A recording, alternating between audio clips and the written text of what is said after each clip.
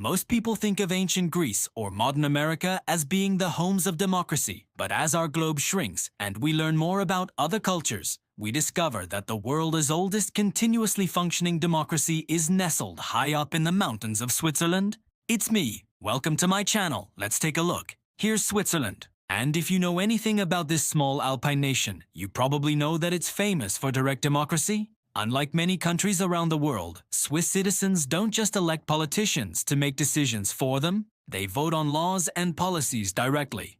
In fact, there are national votes several times every year. But how did this tradition start? What's unique about Switzerland's democracy, and why does it matter? To answer the first question, we need to go back to the year 1291. That's right, almost exactly 700 years ago.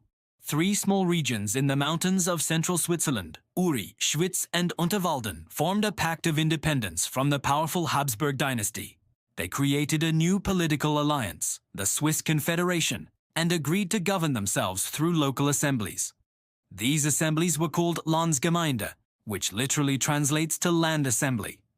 They were open-air meetings where all adult males could gather in their town squares, discuss issues, and decide laws directly with raised hands.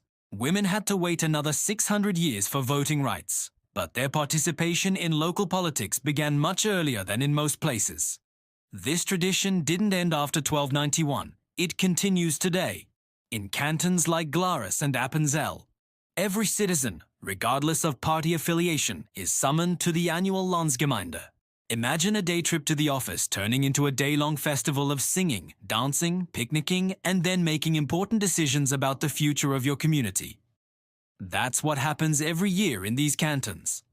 The crowds gather in the main square and listen as officials explain laws and propose changes. Then everyone votes by raising their hand. Literally, the oldest form of voting still used anywhere in the world. Everyone gets a chance to speak and vote. Every voice can be heard. But how does this work on a larger scale? How can Switzerland function as a modern democracy with an ancient voting method?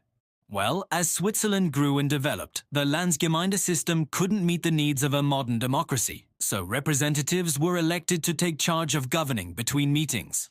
This gave Switzerland a 2-part democratic system, representative and direct. The representatives debate and draft laws, but the people have the last word. And they can make their voices heard in 2 ways. First, if they disagree with a new law, they can force a referendum, a vote to reject or approve a law. Second, they can push for new laws by launching an initiative.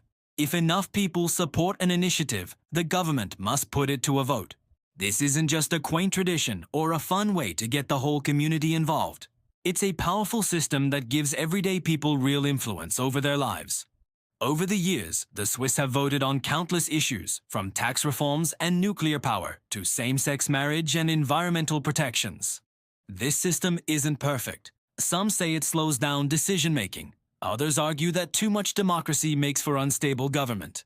But this approach has kept politics in Switzerland closer to the people than just about anywhere else in the world. And that matters, because in a place as politically stable as Switzerland, people feel safer. They trust their leaders more and they're willing to work together across differences to find common ground. If you've ever visited Switzerland, you've probably noticed that it's peaceful. You might have marveled at the stunning mountain landscapes and the cleanliness of the streets, or enjoyed the delicious food and drink. Or maybe you saw snow-covered peaks for the first time. All these things are part of what makes Switzerland such a special place. But just below the surface, something else is at work. A quiet confidence and stability born from centuries of shared responsibility. So the next time you hear about the world's oldest democracy, think of Switzerland, where freedom and citizen power have stood strong for more than 700 years. That's all for now. Thanks for watching. Do you want this kind of democracy in your country? Comment below. Hit the subscribe button so you never miss an episode. And remember, you can help keep this series going by supporting us.